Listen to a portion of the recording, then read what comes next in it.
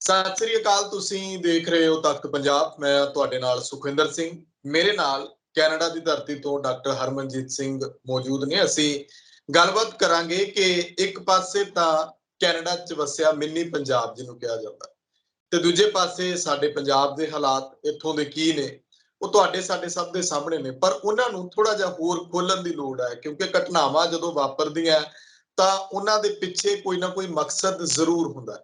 ਪਿਛਲੇ ਦਿਨਾਂ ਦੇ ਵਿੱਚ ਜੋ ਕੁਝ ਪੰਜਾਬ ਦੇ ਵਿੱਚ ਵਾਪਰਦਾ ਰਿਹਾ, ਦੀਪ ਸਿੱਧੂ ਦਾ ਕਤਲ, ਦੀਪ ਨੰਗਲ ਅੰਬੀਆਂ, ਜਿਹੜੇ ਸੰਦੀਪ ਨੰਗਲ ਅੰਬੀਆਂ ਨੇ ਕਬੱਡੀ ਪਲੇਅਰ ਰਹੇ, ਉਹਨਾਂ ਦਾ ਕਤਲ ਹੋਇਆ, ਸਿੱਧੂ ਮੂਸੇਵਾਲੇ ਦਾ ਕਤਲ ਹੋ ਜਾਂਦਾ ਹੈ, ਜਾਂ ਜਿਸ ਤਰ੍ਹਾਂ ਦੀਆਂ ਘਟਨਾਵਾਂ ਸਿਆਸੀ ਤੌਰ ਦੇ ਉੱਤੇ ਵੀ ਵਾਪਰਦੀਆਂ ਨੇ ਜਿਹਦੀ ਲੋਕਾਂ ਨੂੰ ਉਮੀਦ ਵੀ ਨਹੀਂ ਹੁੰਦੀ। ਪਰ ਉਹ ਸਾਰਾ ਕੁਝ ਇਸ ਤਰ੍ਹਾਂ ਜਾਪਦਾ ਹੈ ਕਿ ਉਹਦੇ ਵਿੱਚ ਲੋਕਾਂ ਨੂੰ ਇੱਕ ਤਰੀਕੇ ਦਾ ਇੱਕ ਉਹਦੇ ਵਿੱਚ ਉਲਝਾਇਆ ਜਾ ਰਿਹਾ ਕਿ ਤੁਸੀਂ ਸਿਰਫ ਇਸ ਪਾਸੇ ਵੱਲ ਧਿਆਨ ਦਿਓ, ਤੁਹਾਨੂੰ ਦੂਜਾ ਪਾਸਾ ਦੇਖਣ ਦੀ ਲੋੜ ਨਹੀਂ। ਇਸੇ ਤਰ੍ਹਾਂ ਕੈਨੇਡਾ ਦੀ ਧਰਤੀ ਤੇ ਰਿਪੁਦਮਨ ਸਿੰਘ ਮਲਿਕ ਦਾ ਕਤਲ ਹੁੰਦਾ, ਉਹਨੂੰ ਲੈ ਕੇ ਬੜੇ ਸਵਾਲ ਖੜੇ ਹੁੰਦੇ ਨੇ। ਉਹਦੇ ਉੱਤੇ ਅਸੀਂ ਗੱਲਬਾਤ ਕਰਾਂਗੇ। ਸਵਾਗਤ ਹੈ ਤੁਹਾਡਾ ਹਰਮਨਜੀਤ ਸਿੰਘ ਜੀ। ਸਤਿ ਸ਼੍ਰੀ ਅਕਾਲ ਸੁਖਵਿੰਦਰ ਜੀ, ਤੇ ਸਾਰੇ ਤਖਤ ਪੰਜਾਬ ਦੇ ਸਰੋਤਿਆਂ ਨੂੰ ਬਹੁਤ ਨਿੱਘੀ ਸਤਿ ਸ਼੍ਰੀ ਅਕਾਲ ਜੀ। ਸਤਿ ਸ਼੍ਰੀ ਅਕਾਲ। ਪਹਿਲਾ ਸਵਾਲ ਇੱਥੋਂ ਹੀ ਸ਼ੁਰੂ ਹੁੰਦਾ ਹੈ। ਰਿਪੁਦਮਨ ਸਿੰਘ ਮਲਿਕ ਹੋਰਾਂ ਦਾ ਕਤਲ ਹੁੰਦਾ, ਤੁਸੀਂ ਕੈਨੇਡਾ ਦੀ ਧਰਤੀ ਤੇ ਰਹਿ ਰਹੇ ਹੋ, ਉੱਥੇ ਦੇ ਹਾਲਾਤ ਜਿਹੜੇ ਨੇ, ਕਿਉਂਕਿ ਇੱਥੇ ਪੰਜਾਬ ਤੋਂ ਤਾਂ ਲੋਕ ਭੱਜਦੇ ਨੇ ਕਿ ਇੱਥੇ ਗੈਂਗਸਟਰਵਾਦ ਹੈ ਜੀ, ਇੱਥੇ ਹਾਲਾਤ ਚੰਗੇ ਨਹੀਂ, ਜਾ ਕੇ ਕੈਨੇਡਾ ਦੀ ਧਰਤੀ ਤੇ ਵੱਸਦੇ ਨੇ। ਪਰ ਜਦੋਂ ਉੱਥੇ ਵੀ ਇਹੋ ਜਿਹੀਆਂ ਵਾਰਦਾਤਾਂ ਵਾਪਰਦੀਆਂ ਨੇ ਤਾਂ ਬਹੁਤ ਸਵਾਲ ਖੜੇ ਹੁੰਦੇ ਨੇ। ਥੋੜਾ ਜਿਹਾ ਪਿਛੋਕੜ ਤੇ ਵੀ ਜਾਇਓ ਕਿ ਕਨਿਸ਼ਕ ਬੰਬ ਕਾਂਡ ਨੂੰ ਲੈ ਕੇ ਵੀ ਅੱਜ ਤੱਕ ਇੱਕ ਰਹੱਸ ਬਣਿਆ ਹੋਇਆ ਕਿ ਉਹ ਘਟਨਾ ਕਿਸ ਤਰ੍ਹਾਂ ਵਾਪਰੀ, ਉਹ ਕਿਹਦਾ ਉਹਦੇ ਪਿੱਛੇ ਹੱਥ ਸੀ, ਜਾਂ ਭਾਰਤੀ ਏਜੰਸੀਆਂ ਦੀ ਵੀ ਗੱਲ ਹੋ ਜਾਂਦੀ ਹੈ। ਬਹੁਤ ਕੁਝ ਇਹੋ ਜਿਹਾ ਜਿਹੜਾ ਛੁਪਿਆ ਰਹਿ ਜਾਂਦਾ।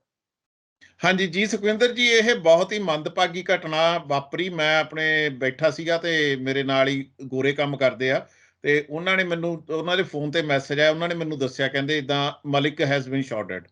ਤੇ ਮੈਂ ਜਾਣੀ ਕਿ ਬੜਾ ਅਚੰਭਿਤ ਹੋਇਆ। ਤੇ ਰਿਪੁਦਮਨ ਸਿੰਘ ਮਲਿਕ, ਇਹਨਾਂ ਨੂੰ ਵੀਰਵਾਰ ਨੂੰ ਸਵੇਰੇ ਜਾਣੀ 9:30 23 ਤੇ ਗੋਲੀਆਂ ਮਾਰ ਕੇ ਮਾਰਤਾ ਗਿਆ। ਇਹ ਆਪਣੇ ਦਫ਼ਤਰ ਦੇ ਬਾਹਰ ਪਹੁੰਚੇ ਹੀ ਸੀਗੇ, ਤੇ ਬੜੀ ਜਾਣੀ ਕਿ ਇੱਕ ਝਟਕਾ ਲੱਗਿਆ ਸਾਰਿਆਂ ਨੂੰ, ਜਾਣੀ ਕਿ ਵੀ ਕਿਉਂ ਹੋਇਆ ਇਹ।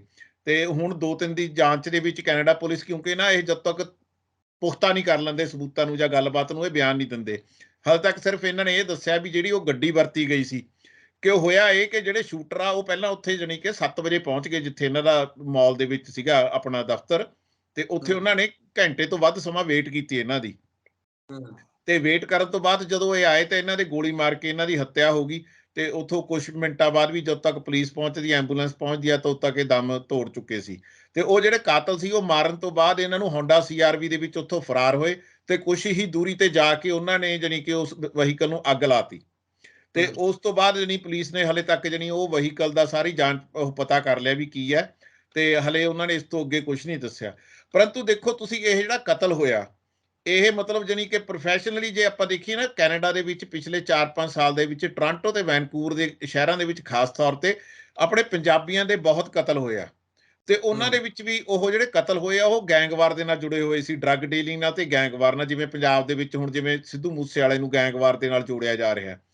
ਸੋ ਉਹਨਾਂ ਦੇ ਵਿੱਚ ਜਿਹੜਾ ਮੋਡਸ ਆਪਰੈਂਡੀ ਹੁੰਦਾ, ਜਿਵੇਂ ਮਤਲਬ ਉਹ ਕੰਮ ਕਰਦੇ ਆ, ਉਹ ਬਿਲਕੁਲ ਇਹੀ ਕੰਮ ਕਰਦੇ ਆ ਵੀ ਉਹ ਆਉਂਦੇ ਆ, ਬੰਦੇ ਨੂੰ ਗੋਲੀ ਮਾਰਦੇ ਆ, ਉਸ ਤੋਂ ਬਾਅਦ ਥੋੜੀ ਦੂਰ ਤੇ ਜਾ ਕੇ ਜਿਹੜੇ ਵਹੀਕਲ 'ਚ ਆਏ ਹੁੰਦੇ ਉਹਨੂੰ ਅੱਗ ਲਾ ਕੇ ਖਤਮ ਕਰ ਦਿੰਦੇ ਆ, ਤੇ ਆਪ ਕਿਸੇ ਹੋਰ ਵਹੀਕਲ 'ਚ ਫਰਾਰ ਹੋ ਜਾਂਦੇ ਆ, ਤਾਂ ਕਿ ਉਹਦੇ ਵਿੱਚੋਂ ਕੋਈ ਸਬੂਤ ਨਾ ਮਿਲ ਸਕੇ, ਕੋਈ DNA ਜਾਂ ਹੋਰ ਕੋਈ ਚੀਜ਼ ਨਾ ਮਿਲੇ। ਸੋ ਇਹ ਕਤਲ ਵੀ ਬਿਲਕੁਲ ਉਵੇਂ ਕੀਤਾ ਗਿਆ।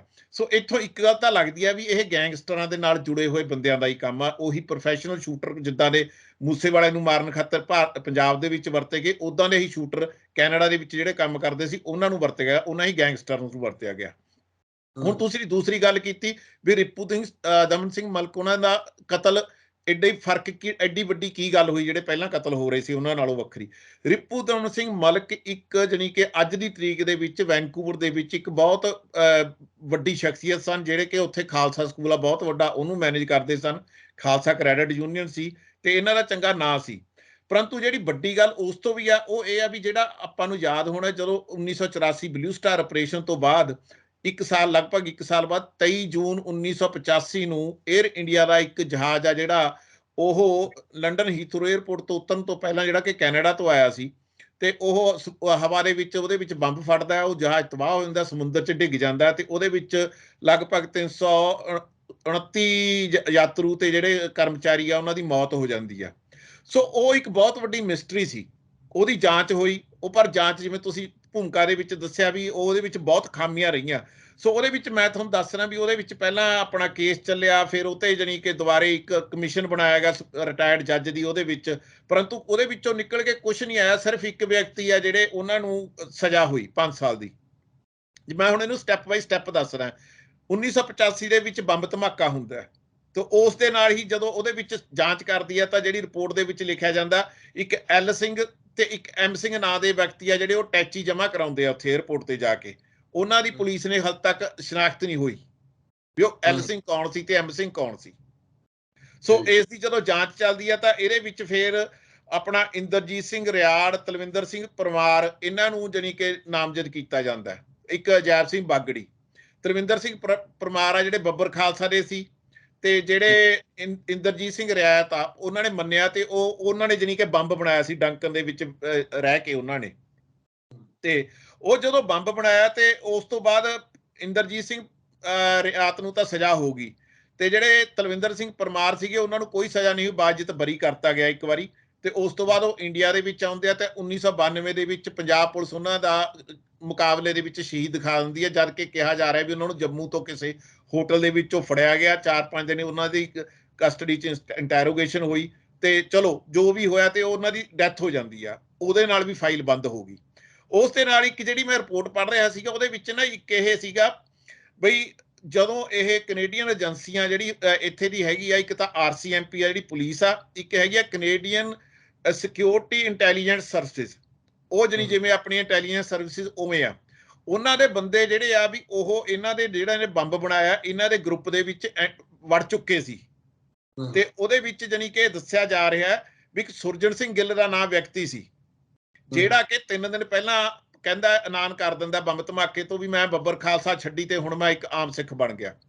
ਉਹ ਵਿਅਕਤੀ ਨੂੰ ਕਿਤੇ ਕੇਸ ਦੇ ਵਿੱਚ ਨਾਮਜ਼ਦ ਨਹੀਂ ਕੀਤਾ ਜਾਂਦਾ।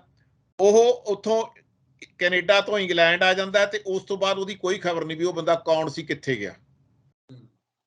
ਸੋ ਅੱਛਾ ਹੁਣ ਆਉਂਦੇ ਆਪਾਂ ਇਸ ਬਾਰੇ। ਸੋ ਇਹ ਜਦੋਂ ਕੇਸ ਚੱਲਦਾ ਤਾਂ ਜਾਣੀ ਕਿ ਤਲਵਿੰਦਰ ਸਿੰਘ ਪਰਮਾਰ ਮਾਰਿਆ ਗਿਆ, ਇੰਦਰਜੀਤ ਸਿੰਘ ਰਿਆੜ ਨੂੰ ਗ੍ਰਿਫਤਾਰ ਕਰ ਲਿਆ ਗਿਆ। ਤਾਂ ਇੱਕ ਤਾਰਾ ਸਿੰਘ ਹੇਅਰ ਇੱਥੇ ਇੰਡੋ ਕੈਨੇਡੀਅਨ ਅਖਬਾਰ ਨਿਕਲਦਾ, ਉਹਦੇ ਵਿੱਚ ਸੀ। ਉਹ ਕਾਫੀ ਇੱਥੇ ਦੀ ਉੱਘੀ ਸ਼ਖਸੀਅਤ ਸਨ, ਜਿਵੇਂ ਕਿ ਪੰਜਾਬ ਆਪਣਾ ਭਾਰਤ ਦੇ ਵਿੱਚ ਪਦਮ ਸ਼੍ਰੀ ਦਿੱਤਾ ਜਾਂਦਾ ਜਾਂ ਉਹਨਾਂ ਨੂੰ BC ਗਵਰਨਮੈਂਟ ਵੱਲੋਂ ਇਸ ਤਰ੍ਹਾਂ ਦਾ ਅਵਾਰਡ ਵੀ ਦਿੱਤਾ ਗਿਆ ਸੀ। ਸੋ ਉਹਨਾਂ ਨੇ ਉਹ ਇੱਕ ਐਫੀਡੈਵਿਟ ਸਰਕਾਰ ਨੂੰ ਦਿੰਦੇ, RCMP ਨੂੰ, ਕਹਿੰਦੇ ਵੀ ਮੈਨੂੰ ਪਤਾ ਵੀ ਇਹ ਜਿਹੜਾ ਬੰਬ ਧਮਾਕਾ ਕਰਾਉਣ ਦੇ ਵਿੱਚ ਰਿਪੂਦਮਨ ਸਿੰਘ ਮਲਕ ਅਤੇ ਅਜੈਬ ਸਿੰਘ ਬਾਗੜੀ ਦਾ ਪੂਰਾ ਹੱਥ ਆ, ਇਹਨਾਂ ਨੂੰ ਮੈਂ ਗੱਲਾਂ ਕਰਦੇ ਸੁਣਿਆ। ਤੇ ਉਹ ਇਸ ਮਾਮਲੇ ਦੇ ਵਿੱਚ ਆਪਣੇ ਵੱਲੋਂ ਕੋਰਟ ਦੇ ਵਿੱਚ ਐਫੀਡੈਵਿਟ ਵੀ ਦਿੰਦੇ ਆ ਜੀ। ਪਰੰਤੂ ਤੁਸੀਂ ਦੇਖੋ ਵੀ 1995 ਦੇ ਵਿੱਚ ਕੋਰਟ ਦੇ ਵਿੱਚ ਐਫੀਡੈਵਿਟ ਦਿੰਦੇ ਆ, ਉਹਨਾਂ ਨੂੰ ਆਪਣੀ ਜਿਹੜੀ ਸੁਰੱਖਿਆ ਖਾਤਰ ਉਹ ਮੰਗ ਕਰਦੇ ਤਾਂ ਉਹਨਾਂ ਨੂੰ ਭਰੋਸਾ ਦਿਵਾਇਆ ਜਾਂਦਾ ਵੀ ਤੁਹਾਡੀ ਜਾਨ ਨੂੰ ਅਸੀਂ ਸਾਂਭਾਂਗੇ, ਸੁਰੱਖਿਆ ਕਰਾਂਗੇ। ਪਰੰਤੂ ਉਹਨਾਂ ਨੂੰ ਨਵੰਬਰ 18 1998 ਨੂੰ ਉਹਨਾਂ ਨੂੰ ਵੀ ਗੋਲੀਆਂ ਮਾਰ ਕੇ ਮਾਰ ਦਿੱਤਾ ਜਾਂਦਾ ਹੈ। ਸੋ ਉਸ ਤੋਂ ਬਾਅਦ ਜੇ ਉਹਨਾਂ ਦੀ ਕਤਲ ਹੋ ਗਿਆ, ਕਿਉਂਕਿ ਉਹ ਜਦੋਂ ਗਵਾਹ ਹੀ ਨਹੀਂ ਰਿਹਾ ਤਾਂ ਉਹਨਾਂ ਵੱਲੋਂ ਦਿੱਤਾ ਗਿਆ ਐਫੀਡੈਵਿਟ ਵੀ ਕੁਝ ਨਹੀਂ ਰਿਹਾ, ਤਾਂ ਉਸ ਦੇ ਆਧਾਰ ਤੇ ਰਿਪੂਦਮਨ ਸਿੰਘ ਮਲਕ ਤੇ ਅਜੈਬ ਸਿੰਘ ਬਾਗੜੀ ਬਾ ਇੱਜ਼ਤ ਬਰੀ ਹੋ ਜਾਂਦੇ ਆ ਜੀ। ਸੋ ਮਤਲਬ ਤੁਸੀਂ ਦੇਖ ਸਕਦੇ ਹੋ। ਅੱਛਾ ਇੱਕ ਇੱਥੇ ਸਭ ਤੋਂ ਵੱਡੀ ਗੱਲ ਜਿਹੜੀ ਕਿ ਇਸ ਕੇਸ ਦੇ ਵਿੱਚ ਜੁੜੀ ਹੋਈ ਆ, ਜਿਵੇਂ ਮੈਂ ਪਹਿਲਾਂ ਕਿਹਾ ਵੀ ਜਿਹੜੇ RCMP ਦੇ ਜਿਹੜੇ ਆਪਣੇ ਸੂਹੀਏ ਸੀ ਉਹ ਵਿੱਚ ਟਰੈਕ ਕਰ ਰਹੇ ਸੀ ਤੇ ਉਹਨਾਂ ਨੇ ਲਗਭਗ 210 ਘੰਟੇ ਦੀ ਜਿਹੜੀਆਂ 210 ਟੇਪਸ ਜਾਂ 210 ਘੰਟੇ ਦੀ ਗੱਲਬਾਤ ਆ ਜਿਹੜੀ ਆਪਣਾ ਪਰਮਾਰ ਜਾਂ ਰਿਆਇਤ ਦੇ ਵਿੱਚ ਜਾਂ ਹੋਰ ਬੰਦਿਆਂ ਦੀ ਹੁੰਦੀ ਸੀ, ਉਹ ਰਿਕਾਰਡ ਕੀਤੀ ਹੋਈ ਸੀ ਜੀ। ਪਰੰਤੂ ਜਿਉਂ ਹੀ ਬੰਬ ਧਮਾਕਾ ਹੁੰਦਾ ਉਹ ਤੋਂ ਕੁਝ ਸਮੇਂ ਬਾਅਦ ਹੀ ਉਹਨੇ ਵਿੱਚੋਂ 210 ਦੇ ਵਿੱਚੋਂ ਲਗਭਗ 150 ਜਾਂ 156 ਜਿਹੜੀਆਂ ਟੇਪਸ ਆ ਉਹ ਡਿਸਟਰੋਏ ਕਰਤੀਆਂ ਜਾਂਦੀਆਂ। ਸੋ ਮਤਲਬ ਦੇਖੋ ਤੁਸੀਂ ਕਿਵੇਂ ਸਬੂਤ ਮਿਟਾਏਗੇ ਕਿਸੇ ਬੰਦਿਆਂ ਨੂੰ ਬਚਾਉਣ ਦੇ ਲਈ। ਸੋ ਇੱਥੋਂ ਇਹ ਸਾਬਤ ਹੁੰਦਾ ਵੀ ਏਜੰਸੀਆਂ ਚਾਹੇ ਭਾਰਤ ਵਿੱਚ ਹੋਣ ਤੇ ਚਾਹੇ ਉਹ ਭਾਰਤ ਤੋਂ ਜਾ ਕੇ ਉਹਨਾਂ ਨੇ ਬਾਹਰ ਆਪਰੇਟ ਕਰਨਾ ਹੋਵੇ, ਜਦ ਉਹਨਾਂ ਨੇ ਕੋਈ ਆਪਣਾ ਕੰਮ ਸਿਰੇ ਚੜਾਉਣਾ ਹੁੰਦਾ। ਹੁਣ ਜੇ ਆਪਾਂ ਜੋੜ ਕੇ ਦੇਖੀਏ ਵੀ 에ਅਰ ਇੰਡੀਆ ਦਾ ਜਿਹੜਾ ਬਲਾਸਟ ਹੋਇਆ ਇਹਦੇ ਨਾਲ ਸਿੱਖਾਂ ਨੂੰ ਕੀ ਮਿਲਿਆ ਤੇ ਭਾਰਤ ਦੀ ਸਰਕਾਰ ਨੂੰ ਕੀ ਮਿਲਿਆ, ਕਿਉਂਕਿ ਜਦੋਂ ਭਾਰਤ ਆਪਣੇ ਬਲੂ ਸਟਾਰ ਆਪਰੇਸ਼ਨ ਹੁੰਦਾ ਤਾਂ ਉਦੋਂ ਸਾਰੀ ਦੁਨੀਆ ਦੇ ਵਿੱਚ ਬੈਠੇ ਸਿੱਖਾਂ ਦੇ ਵਿੱਚ ਬਹੁਤ ਰੋਹ ਸੀ ਤੇ ਉਹ ਹਰ ਥਾਂ ਤੇ ਪੀਸਫੁਲੀ ਪ੍ਰੋਟੈਸਟ ਕਰ ਰਹੇ ਸੀ। ਖਾੜਕੂ ਧਿਰਾਂ ਵੀ ਉੱਭਰ ਰਹੀਆਂ ਸੀ ਗੁਰਦੁਆਰਿਆਂ ਦੇ ਵਿੱਚ, ਪਰੰਤੂ ਇੱਕ ਗੱਲਬਾਤ ਚੱਲ ਰਹੀ ਸੀ ਵੀ ਇਹਨਾਂ ਨਾਲ ਧੱਕਾ ਹੋਇਆ ਦੁਨੀਆ ਦੇ ਵਿੱਚ ਤੇ ਉਹਦੇ ਵਿੱਚ ਜਿਹੜੀ ਇੰਡੀਅਨ ਗਵਰਨਮੈਂਟ ਆ ਉਹ ਅਲੱਗ ਥਲੱਗ ਪੈ ਰਹੀ ਸੀ। ਉਸ ਗੱਲ ਨੂੰ ਖਤਮ ਕਰਨ ਖਾਤਰ ਤੇ ਇਹ ਸਿੱਖਾਂ ਨੂੰ ਦੋਸ਼ੀ ਸਾਬਤ ਕਰਨ ਲਈ ਇਹ ਅੰਤਰਰਾਸ਼ਟਰੀ ਪੱਧਰ ਤੇ ਇਹ ਘਟਨਾ ਜਿਹੜੀ ਹੁੰਦੀ ਹੈ ਤੇ ਜਿਸ ਦੀ ਕਿ ਜਾਂਚ ਅੱਜ ਤੱਕ ਪੂਰੀ ਨਹੀਂ ਹੋਈ। ਇਹ ਤੇ ਲੱਖਾਂ ਡਾਲਰ ਵੀ ਖਰਚਾ ਕੀਤਾ ਕੈਨੇਡਾ ਸਰਕਾਰ ਨੇ। ਜਿਵੇਂ ਮੈਂ ਤੁਹਾਨੂੰ ਦੱਸਿਆ ਵੀ ਸਬੂਤ ਹੀ ਮਿਟਾ ਤੇ ਗਏ। ਇੱਕ ਬੰਦੇ ਦੇ ਗੋਲੀ ਮਾਰ ਦਿੱਤੀ ਗਈ ਤੇ ਜਿਹੜੀਆਂ ਟੇਪ ਸੀਗੀਆਂ ਉਹਨਾਂ ਨੂੰ ਇਹ ਕਹਿ ਕੇ ਵੀ ਉਹਨਾਂ ਦੇ ਨਾਲ ਜਿਹੜੇ ਸਾਡੇ ਇਨਫਾਰਮਰ ਸੀ ਉਹਨਾਂ ਦੀ ਸਿਕਿਉਰਿਟੀ ਨੂੰ ਖਤਰਾ ਸੀ, ਉਹ ਟੇਪਸ ਖਤਮ ਕਰਤੀਆਂ ਗਈਆਂ। ਸੋ ਇਹ ਤਾਂ ਹੈਗੀ ਜਿਹੜੀ ਕਨਿਸ਼ਕਾ ਕਾਂਡ ਦੀ। ਹੁਣ ਤੁਸੀਂ ਦੇਖ ਸਕਦੇ ਹੋ ਵੀ ਉਹ 329 ਵਿਅਕਤੀਆਂ ਦੀ ਜਿਹੜੀ ਜਾਨ ਗਈ, ਉਹਦੇ ਬਦਲੇ ਸਿਰਫ ਆਪਣਾ ਇੰਦਰਜੀਤ ਸਿੰਘ ਰਿਆਤ ਨੂੰ ਸਿਰਫ 5 ਸਾਲ ਦੀ ਕੈਦ ਹੋਈ। ਤੇ ਉਹ ਜੇ ਆਪਾਂ ਜਿਹੜੀ ਦੇਖੀਏ ਵੀ ਉਹਨਾਂ ਨੇ ਬੰਬ ਬਣਾਇਆ ਕਿੱਦਾਂ, ਉਹਨਾਂ ਨੇ ਟੈਸਟ ਕੀਤਾ, ਇੱਥੋਂ ਤੱਕ ਆ ਵੀ ਜਦੋਂ ਉਹ ਬੰਬ ਟੈਸਟ ਕਰ ਰਹੇ ਸੀ ਤਾਂ RCMP ਵਾਲਿਆਂ ਨੇ ਉਹ ਧਮਾਕਾ ਵੀ ਸੁਣਿਆ, ਉਹਨੂੰ ਪਿੱਛੇ ਫੋਲੋ ਕਰਦਿਆਂ ਨੇ। ਇਹ ਜਾਣੀ ਕਿ ਰਿਪੋਰਟ ਦੇ ਵਿੱਚ ਲਿਖਿਆ, ਮੈਂ ਆਪਣੇ ਕੋਲੋਂ ਤੱਥ ਨਹੀਂ ਕਹਿ ਰਿਹਾ, ਜਿੰਨੀਆਂ ਮੈਂ ਗੱਲਾਂ ਕੀਤੀਆਂ ਇਹ ਕੈਨੇਡਾ ਦੀ ਸਰਕਾਰ ਦੇ ਵਿੱਚ ਰਿਪੋਰਟ ਜਿਹੜਾ ਕਮਿਸ਼ਨ ਵੱਲੋਂ ਬਣਾਈ ਗਈ ਜੱਜ ਦੀ ਨਿਗਰਾਨੀ 'ਚ, ਉਸ ਦੇ ਵਿੱਚ ਲਿਖਿਆ ਹੋਇਆ ਸਾਰਾ ਕੁਛ। ਇਹ ਸੋ ਆਪਾਂ ਦੇਖ ਸਕਦੇ ਹਾਂ। ਹੁਣ ਜਿਹੜੀ ਦੂਜੀ ਗੱਲ ਆ ਰਹੀ ਹੈ ਮਲਿਕ ਸਾਹਿਬ ਬਾਰੇ, ਵੀ ਹੁਣੇ ਪਿੱਛੇ ਜੇ ਸਮੇਂ ਤੋਂ ਉਹ ਮੋਦੀ ਸਾਹਿਬ ਦੇ ਬਹੁਤ ਗੁਣਗਾਨ ਕਰ ਰਹੇ ਸੀ। ਸੋ ਉੱਥੇ ਨਾਲ ਗੱਲ ਇਹ ਜੁੜਦੀ ਆ। ਹੁਣ ਦੇਖੋ ਉਹ ਮੋਦੀ ਸਾਹਿਬ ਦੇ ਗੁਣਗਾਨ ਕਰ ਰਹੇ ਸੀ ਤੇ ਅੱਜ ਦੀ ਤਰੀਕ 'ਚ ਉਹ ਇੱਕ ਬਹੁਤ ਸਥਾਪਿਤ ਇੱਥੇ ਆਪਣਾ ਕੀ ਕਹਿ ਸਕਦੇ ਹਾਂ ਉਦਮੀ ਜਾਂ ਐਂਟਰਪ੍ਰੈਨਿਓਰ ਸੀ, ਜਿਨ੍ਹਾਂ ਨੇ ਸਿੱਖ ਕਮਿਊਨਿਟੀ 'ਚ ਨਾਂ ਸੀ, ਉਹਨੂੰ ਕਤਲ ਕਰਤਾ ਗਿਆ। ਹੁਣ ਇਹ ਜਾਣੀ ਕਿ ਸਿੱਖਾਂ ਦੇ ਵਿੱਚ ਫੇਰ ਦੁਆਰੇ ਇੱਕ ਕਿਸਮ ਦੀ ਨਵੀਂ ਭਾਵਨਾ ਜਾਗੂਗੀ ਵੀ ਸਾਡੇ ਨਾਲ ਧੱਕਾ ਹੋ ਰਿਹਾ। ਜਿਹੜੀ ਨੌਜਵਾਨ ਪੀੜ੍ਹੀ ਨੂੰ ਸਾਰੇ ਪਿਛਲੇ ਜਾਂ ਉਹਨਾਂ ਨੇ ਪੜ੍ਹਨਾ ਨਹੀਂ ਹੈ ਜਾਂ ਉਹਨਾਂ ਨੂੰ ਪਤਾ ਨਹੀਂ, ਉਹਨਾਂ ਨੂੰ ਲੱਗੂ ਵੀ ਸਾਡਾ ਐਡਾ ਵੱਡਾ ਸਿੱਖ ਲੀਡਰ ਮਾਰਤਾ ਗਿਆ। ਹੁਣ ਇਸ ਗੱਲ ਨੂੰ ਜੇ ਆਪਾਂ ਜੋੜ ਕੇ ਦੇਖੀਏ, ਪੰਜਾਬ ਦੇ ਵਿੱਚ ਮੂਸੇਵਾਲੇ ਦਾ ਕਤਲ ਹੁੰਦਾ, ਜਿਵੇਂ ਤੁਸੀਂ ਪਹਿਲਾਂ ਗੱਲ ਕੀਤੀ।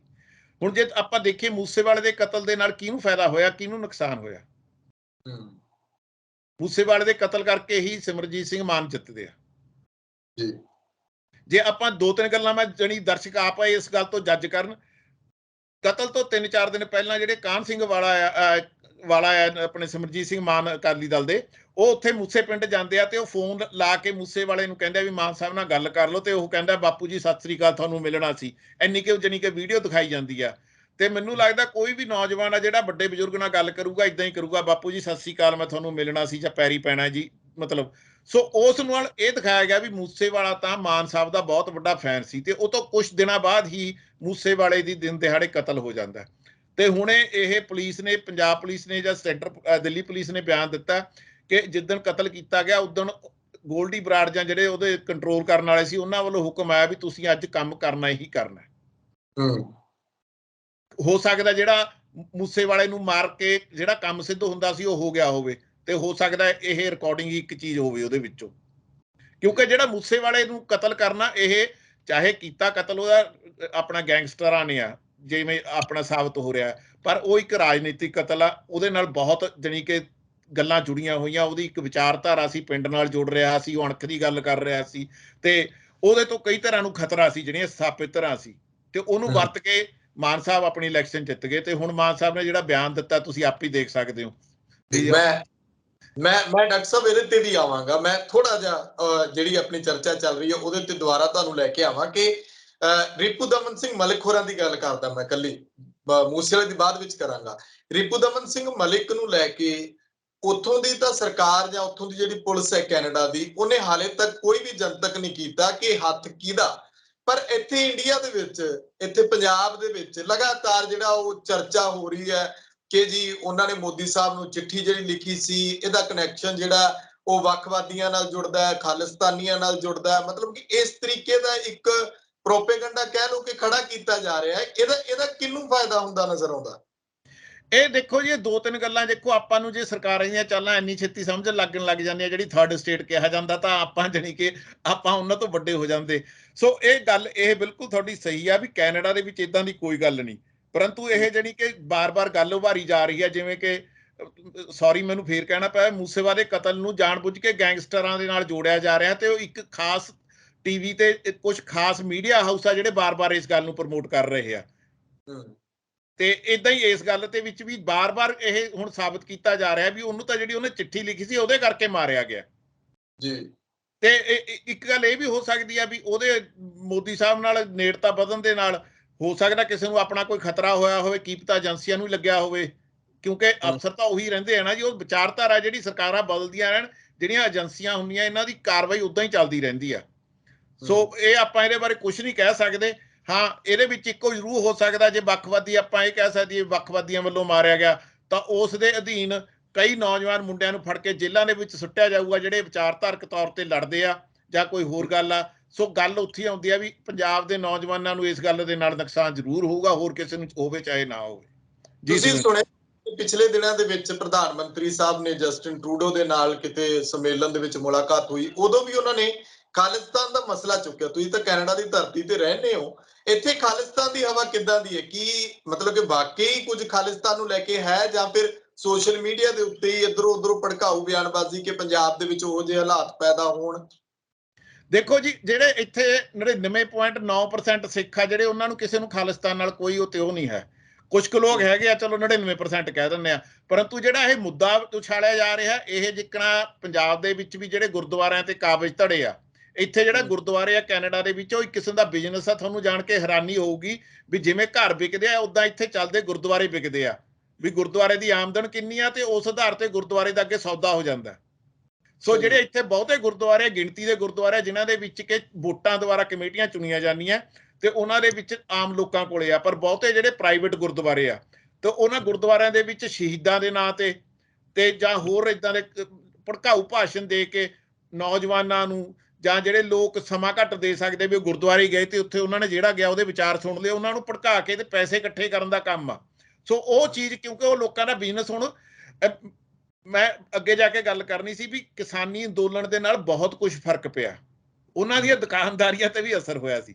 ਸੋ ਮਤਲਬ ਕਾਫੀ ਕੁਝ ਇਹ ਇਦਾਂ ਦਾ ਹੈ ਵੀ ਖਾਲਿਸਤਾਨ ਦਾ ਮੁੱਦਾ ਪੰਜਾਬੀਆਂ ਖਾਤਰ ਇੱਥੇ ਕੋਈ ਨਹੀਂ ਹੈ। ਹਾਂ, ਕੁਝ ਕੁ ਲੋਕ ਹੈਗੇ, ਪਰ ਉਹ ਲੋਕ ਗਿਣਤੀ ਭਾਵੇਂ ਉਹਨਾਂ ਦੀ ਥੋੜੀ ਆ, ਪਰ ਕਿਉਂਕਿ ਉਹਨਾਂ ਦਾ ਇੱਕ ਕਬਜ਼ਾ ਗੁਰਦੁਆਰਿਆਂ ਤੇ ਜਾਂ ਇਦਾਂ ਦੀਆਂ ਸੰਸਥਾਵਾਂ ਤੇ ਉਹ ਜਦੋਂ ਰੌਲਾ ਪਾਉਂਦੇ ਆ ਤਾਂ ਰੌਲਾ ਵੱਡਾ ਹੋ ਜਾਂਦਾ। ਤੇ ਦੂਜੀ ਗੱਲ ਇਹ ਹੋ ਰਹੀ ਆ ਵੀ ਜਿਹੜੀ ਸਾਡੀ ਨੌਜਵਾਨ ਪੀੜ੍ਹੀ ਜਿਹੜੀ ਹੁਣ ਇੱਥੇ ਪੜ੍ਹਨ ਆ ਰਹੀ ਆ, ਉਹ ਸਾਰੇ 1995 ਜਾਂ 2000 ਤੋਂ ਬਾਅਦ ਦੇ ਜਨਮੇ ਹੋਏ ਆ ਬਹੁਤੇ ਉਹਨਾਂ ਦੇ ਵਿੱਚੋਂ। ਉਹਨਾਂ ਨੂੰ ਜਿਹੜੇ ਉਹ ਘੱਲੂ ਘਾਰੇ ਦਾ ਉਹ ਹਾਲਾਤ ਉਹਨਾਂ ਨੇ ਦੇਖੇ ਨਹੀਂ, ਨਾ ਉਹ ਸਮਝ ਸਕਦੇ ਆ ਵੀ ਕਿਵੇਂ ਪੁਲਿਸ ਦਾ ਡਰ ਹੁੰਦਾ ਸੀ, ਕਿਵੇਂ ਸੁੱਤੇ ਪਿਆਂ ਨੂੰ ਚੱਕ ਕੇ ਪਰ ਜਿਹੜਾ ਪਰਨਾ ਸਿਰ ਤੇ ਬੰਨਿਆ ਹੁੰਦਾ ਸੀ ਉਸੇ ਨਾਲ ਲੱਤਾਂ ਬਾਹਾਂ ਬੰਨ ਕੇ ਪੁਲਿਸ ਜਿਪਸੀ 'ਚ ਸੱਟ ਕੇ ਲੈ ਜਾਂਦੀ ਸੀ। ਸੋ ਉਹ ਛੇਤੀ ਭਾਵੁਕ ਹੋ ਜਾਂਦੇ ਆ ਵੀ ਸਾਡੀ ਕੌਮ, ਸਾਡੀ ਸਿੱਖੀ।